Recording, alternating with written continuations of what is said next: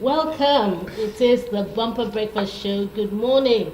This is Mitv, and we're set, to give you the very best this morning on the Bumper Breakfast Show. We're three people on the table this morning, but quickly let me tell you that one of us is going to run away once it is 9:30.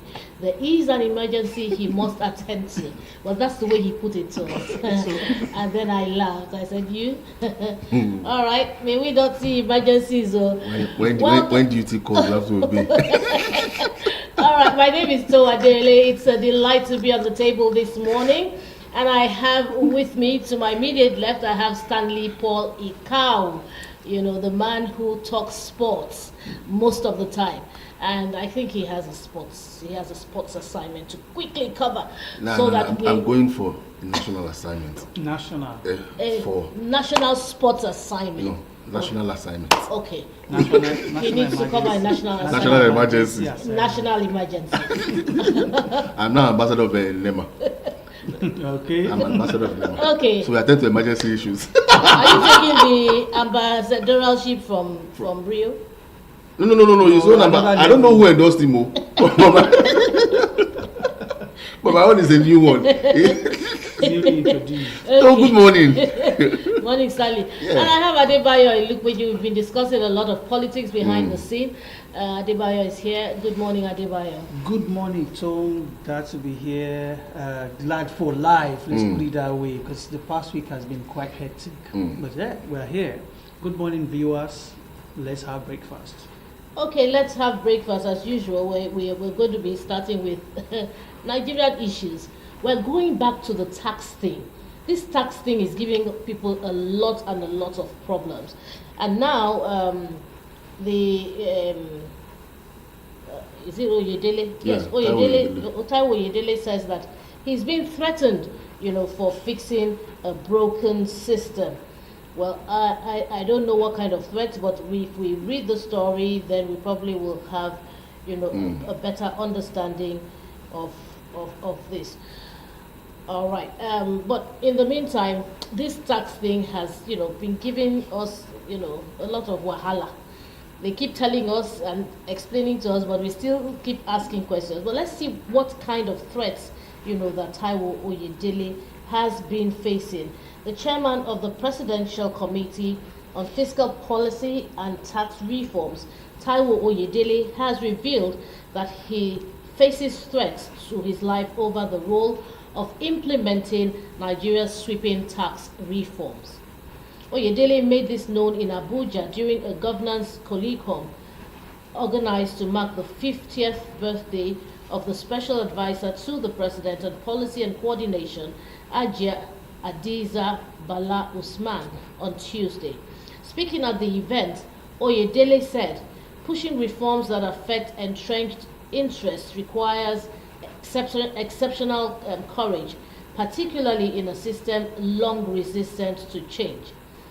And this is reported by one of the national dailies. Reforms are hard, and tax reforms are even harder. You need courage. I received threats simply for trying to fix a broken system, he said. He identified deep-seated mistrust of government, weak tax compliance culture, and poor public understanding of fiscal exchange as major obstacles to reform implementation. According to him, Nigeria's tax revenue remains far below that of peer countries, making comprehensive reforms inevitable. Oyedele urged Nigerians who support the reforms to speak up, warning that silence allows opponents to dominate public discourse. Describing trust as the most critical challenge, Oyedele said many Nigerians misunderstand the reforms, believing new taxes are being imposed when existing levies are being reduced and harmonized. There is suddenly a national awareness, and people say the government has brought taxes all over the place, when in fact what we're doing is reducing the taxes they have been paying and harmonizing them, he explained. He noted that implementing the reforms carries significant political, economic, and reputational risks. You need the courage to push through. You need the courage to take risks because it is very risky, he said. Despite facing online abuse and personal threats, Oyedele defended the reform strategy, likening previous approaches to temporary fixes. What we have been doing all my adult life with the tax system was a pain reliever. It hasn't taken us far. Now we're doing the surgery. It will come with pain, but it is the only right thing to do, he said. He expressed optimism about the country's direction, describing the current reform monument as unprecedented and urging Nigerians to remain committed to achieving long-term fiscal stability. The federal government commenced enforcement of the new tax regime on January 1st, 2026, with the introduction of 4 major laws: the Nigerian Tax Act 2025, the Nigerian Tax Administration Act 2025, Nigerian Revenue Service Establishment Act 2025, and the Joint Revenue Board Establishment Act 2025. That's the story, and I'm putting it out on the table for us to discuss. Adebayo Olupeju, what's it for you? Well, I understand the plight of Oyedele. So it has to be his own plight now, not the people's plight. Not because I've taken time to try to understand it. It's difficult to understand, but what makes it even more difficult, first, is trust, which Oyedele himself also pointed out. We still find it difficult to trust the government to deliver to us, and so that in itself is a problem. The other part is there are people, the ones who are likely threatening him, they have so much stolen funds. And these guys, so when you look at it, whatever they have stolen the funds for, the passage of those funds to utilization will run through a lot of trouble. So that is another area of problem. And so, because I won't threaten Oyedele. Exactly. You understand? Yes, I am already thinking, because I've collected some funds for people this year, and I'm already thinking, this money where I collect is not even my own money. But then the way it came, it looks like my money, though some consultants have explained it to me. But a lot of people would not have those benefits of having a consultant explain things to them, that if you can explain the funds that is coming through you, all that. But one key thing that remains, so I've stylishly moved away from the threats, because the issues around that threat is lack of trust. Yes. First of all. So, but I am at that point where, if you really look at it, he says they are marrying these taxes. Have you seen every time that you make transfers? If I send money to Stanley or Stanley sends money to me, the deductions. Now it's coming from both ends. I think they call it value-added tax or something. The money is already taxed. So that is there. So somebody was advising that we should be paying below a certain amount, so you can now do it repeatedly. I have not tried to see how that works, but you see, all those little ones, nobody's talking about them. The banks are cashing out. I don't know how they are sharing these funds with you. So somebody mentioned to me that, okay, so there's an impending 7.5% coming very soon, or maybe it's already on ground. There are different figures that you hear. And so if they are marrying all these taxes together, we should even know once and for all, instead of it coming in bits and pieces. So for me, it becomes still difficult to understand this. So it's a case of multiple taxation? Yes, they say they are merging it, but they have not merged it yet. So people would always be angry, they will abuse him, they will do all that. And we always like to have somebody that will pour our pains on. So yes, it's unfortunate that, and remember, Oyedele himself had made a reference some years back, maybe about 4 or 5 years ago, I think 6 or 7, that taxing the people, there was, I can't remember how he made that statement, but it was about taxation, that an economy like ours if you want the people to thrive, you are not going to go ahead and be taxing them like this. That's what I got from that his message. So for somebody like that to now be the messiah or the ambassador of taxation, that's the first reference point that people go to. So what changed? Was he not saying all those times? Why did he think that they were going to be killing Nigerians if they had started taxation at that point, or if they had reviewed our tax laws? So if we really sit down and look at Oyedele, then you start to wonder, because people in that position, people who talk about taxes, they are usually like, they're like straight-jacketed people.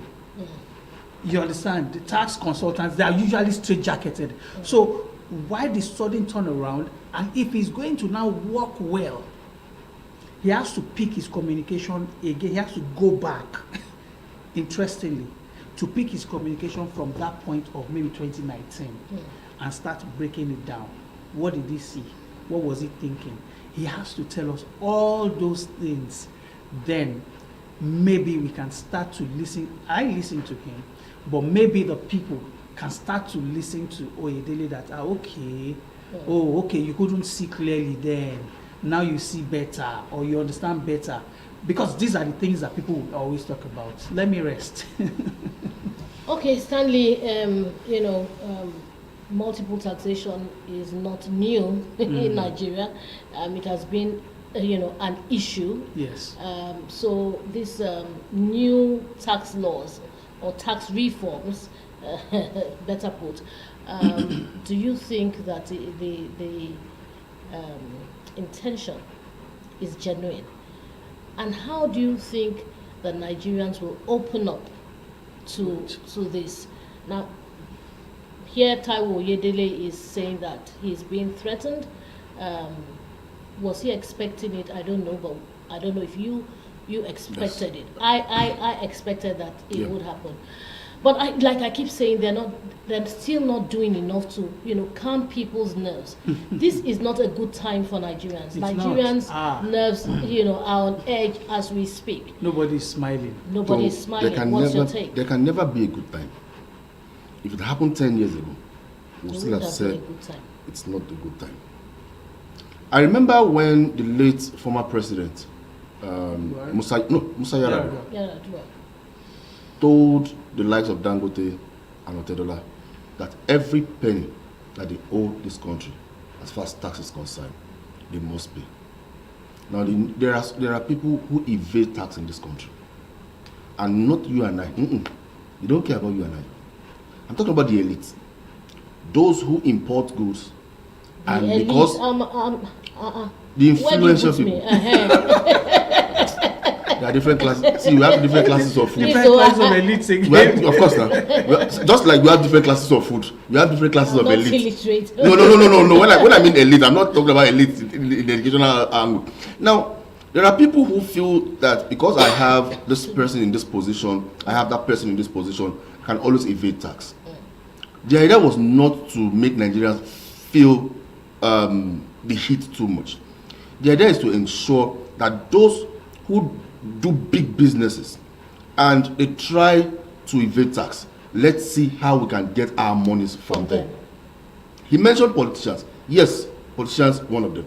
But there's not how a politician who knows that he had stolen from the country and he would want to invest that money in the country. He would rather take it outside the shores of this country. So we are looking at people who do businesses with China, Japan, America, and the likes. They bring in goods, items, whatever, and they sell in this country. But yet some feel that because they know XYZ in government, I can always maneuver my way. And it can't keep working that way. Why? Because these are monies that should be put into the economy, that can go and that should grow the economy. Now, if all of us start evading tax, take it or leave it. You have been paying tax long before now. Oh yeah. Either you buy an item in a mall or whatever, you are being taxed. Of course. So you will not feel the heat. Unlike someone who brings in goods worth millions of naira, and he knows that, for example, if I'm bringing goods worth 20 million naira, I am going to part way with XYZ amount of money to the government. That's a normal thing. But because we feel, oh, it's my country, I can do anything and go away with it. That's the problem. So I knew this threat definitely will come on Taiwo because the elites, I'm talking about the influential people, those who do big businesses, will come at him and they'll be like, young man, you want, but then it's not the fault of this man. He said it years ago. Perhaps he looked for a sweeter way to design and cook this whole statement. But now, I am sure Mr. President called him and made him realize that these are ways we can go about this thing. See, I may be seeing something from another angle. And you call me and say, Stan, let's do it this way, let's see. I will see from your own perspective. Add it with mine. I will implement something. I'm sure that's what exactly. No, that's where he is. You understand? Mr. President called him. He's a tax expert, no doubt about that. Mr. President also is a tax expert. Take it or leave it, because he did it in Lagos. He taxed almost everybody, including even the late people those that were dead. You understand? Now, two heads came together. You are an expert. I am also an expert. Let's see how we can marry this. It's not just for Nigerians alone. I'm talking about the low-income earners. No. Let's look at those, because you cannot forcefully go to them and collect this money. No, let's look at strategic ways and means to get our money. So I think that's the way Mr. President saw this, and because this awareness have not gone down and deep into the minds of the people. That's why I was going to interject there that you see why I referenced his 2019 statement is for educational purposes. Yeah. Because if he decides to break his position down, his communication strategy really, he looks at, oh, I said this some years back. Okay, so what has changed is a strategy in itself. That thing that has changed, by the time you start picking it one, everybody. I was speaking to somebody yesterday. I said, see, you have to learn to now start breaking your conversations down. For even primary school kids to understand. Yeah. And that's the way we are, because we are angry. Angry people don't understand things easily. If you're angry, you don't understand. Of course. And we are angry. So please, sorry that I... So you understand? I think all of this put together, the influential, the businessmen and women, those that have stolen our money are still investing, and the larger number of them that have taken our money out there must understand that it's our country. Love him or hate him. Dangote will tell you, I rarely live outside the shores of this country for 1 month. All his investments are in this country. So that's to tell you that whether you have stolen or not, even if you steal, invest the money. You understand? We'll start taking those our one step now. You understand? It's one step. You know, you guys are, making a lot of sense, and I agree with you 100%. But the problem with Nigerians, and one of the reasons why they are threatening Oyedele, is because, one, even when all is said and done, and you collect money from, I won't call them the elite because some of them are not even educated, they just have money and they're making money. Mm-hmm. Okay, so when you collect money from all these big business Mongols, right? Mm. At the end of the day, where does the money go? One. Two, a lot of them will still default in paying. And guess what they will do? Instead of paying the tax, running into billions of naira. And this man looked at it, okay, I can't force Dangote to pay this money because the money is too humongous that he will find it reluctant. You understand? Okay, how do we get these monies back? Pick up a project, fund this project. You come, pick up a project, fund this project. If he does the same thing to 10 influential figures or people in this country, you understand? So, like I said, you can't catch a madman using force mechanism. No, you have to be strategic, and that's what I think Mr. President is doing. Yes, people like Taiwo Oyedele, that is at the forefront of all of this, is the reason why he's facing all of this. That's why he's at the forefront of all of this, and that's why okay, now you get the brain, Abi. You are the one pushing all of this. So all of this would definitely go, and this would not be the end of the threat he would face. So I am sure he knew all of this would come when he took up that job from Mr. President. So I won't blame him. He has taken up that responsibility. Let him face it to the latter. It's good. Let him save our country. It's as simple as that. It's as simple as that. Okay, we have some other stories lined up, for discussion. But there's something we're not taking the newspapers yet, but there's a story I would like us to discuss at least before you leave, Stanley. Okay. And I'm taking it from the Guardian newspaper. It's actually the banner headline of the Guardian newspaper, and it says, "Ambassador's absence. Desperation expose federal government's $9 million lobbying in the United States." So what is happening is that Nigeria needs its image to be laundered. Okay? So they're paying a $9 million fee. $9 million fee. Excluding charges, let's say. Excluding charges. $9 million fee to a U.S. company to launder Nigeria's image to the United States and the world. I'm kind of confused right now because in my head I'm wondering whether Mr. President actually understands global politics. Because, in my opinion, this may not be the right way to go about it. Now, it's being tagged desperation. It seems that we're so desperate, I was discussing this behind the scene with Adebayo Olukoya, and I'm not going to quote him, but we talked about, how do you want outsiders to launder your image when you have insiders that could do these things? You need to launder your image first within before you start to talk about what is the media for? Media wants to talk, you say they should keep quiet. We can do these things and much more. It's not just the media, advocacy here and there, and so much. I remember I was telling Adebayo Olukoya that Alder Consulting, Leke Alder, at some point was handling this for Nigeria, but I don't know how that whole arrangement fizzled out. Of course, not under this administration. There's so much that is being done wrongly, in my opinion. But this is a no-no. It is.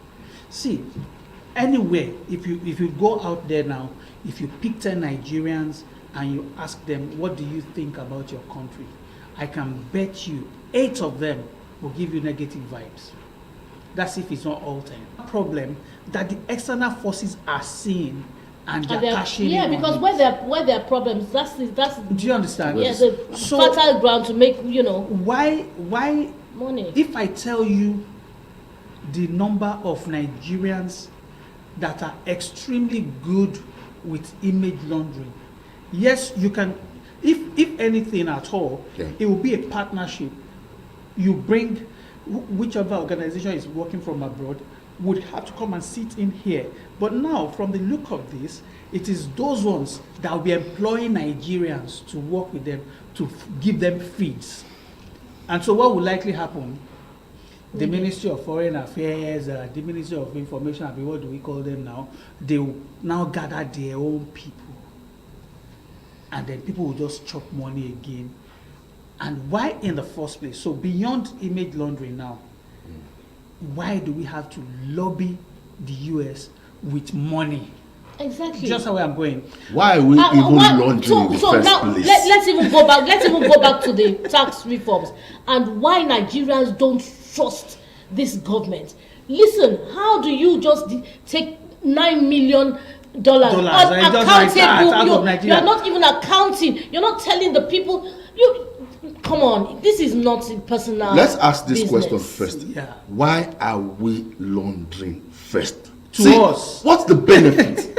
Because I see no reason. What's the rationale behind all of this? Why don't we just do things correctly? Do things correctly instead of wasting taxpayers' money lobbying to launder your own image. What Nigerians are talking about. Why do you use the money like that? I cringe just wake up in the morning and you just because I cringe when I hear things like this. Irritating. Let me tell you what $9 million.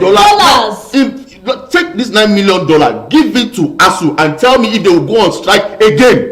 Ever. Let me remind you. $9 million. You want to launder the image of this country for what? What are we laundering? To make money. So now, I have this bunch of friends. We launder money, launder everything, want to launder the image of this country. I don't understand. The guy says, calm down. This. You see. I'm just looking at Bayo analyzing this thing calmly. It's weird. Bayo is analyzing this thing calmly. This is like a national disgrace. We've seen different national disgraces. This is like the height of it. You are paying a US company to help you launder the image of your own country. Who does that? You see, that's why I was telling Adebayo, sorry, I'm going to let you talk. I was telling you that we need to understand global politics. Yes. You see, leading this country is way beyond, internal politics or national politics. It's way beyond that. And I gave you an example. Instance. I said, remember during Ibrahim Babangida's time, I said when he started out, he couldn't speak, couldn't communicate properly. But you know what he did? He understood global politics. He knew that for him to be able to do well and his country to be recognized, you understand, he needed to be able to communicate properly. He got himself a teacher. And you notice that the way he communicated in such a short time was much better than from where he started. The man overpowered us with information. He was reading and reading. He never stopped reading. So these are people that and these kind of things, when we make these kind of blunders. So it's not like I don't feel that pain, but I don't have this energy to express how much pain. I told Tom, I said, I couldn't even get to read it because it was annoying in itself. So very irritating. Very irritating. Very, and honestly, we sit here, criticize the government constructively and every other radio and TV station out there. And we try to balance. And we try, God bless you.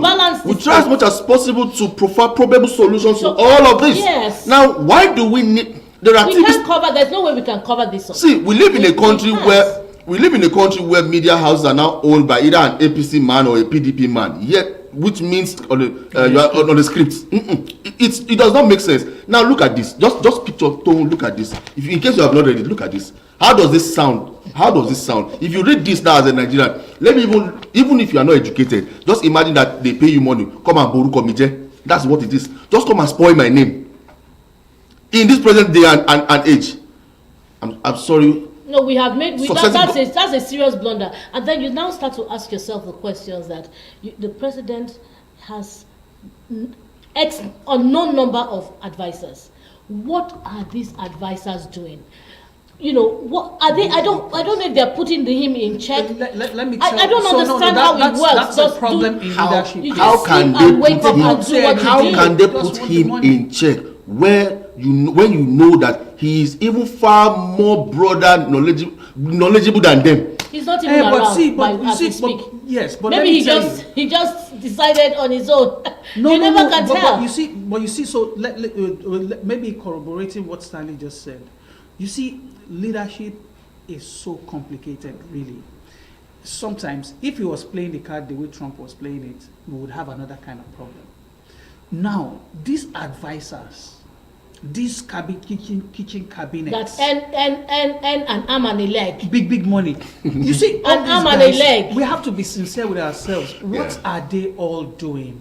See, it's sycophancy most of the time, and then I won't talk about the past government, but you see, all these guys, it looks as if the stealing spree is still continuing unabated. You understand? We're checking the public, but we are not checking the system. Because this recommendation, for instance, to launder our image, where is it coming from?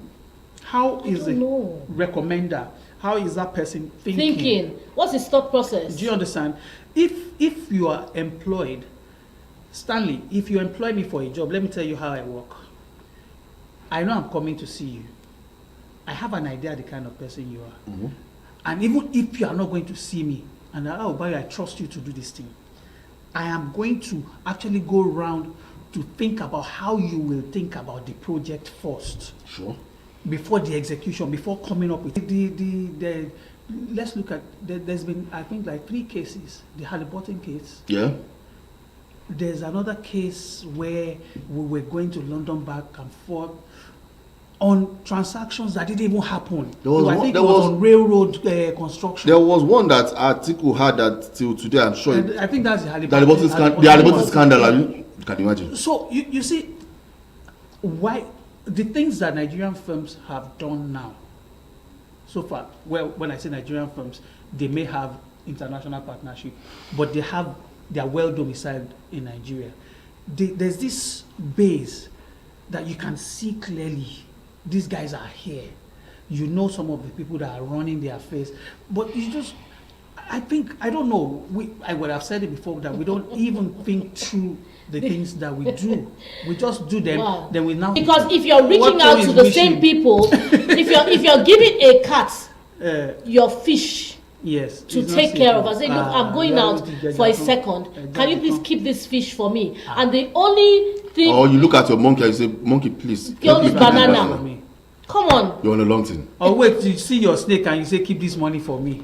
That's exactly what we're doing.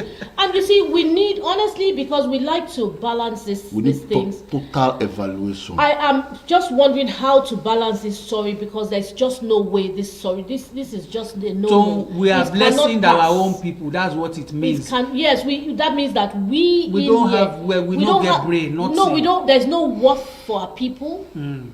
Everything we do is international. We go to hospitals. We send our children there. Well, let me not say they send their children there. They send their children to schools there. You know, they have absolutely no belief in this country, yet they want to rule the country. I don't understand how that works.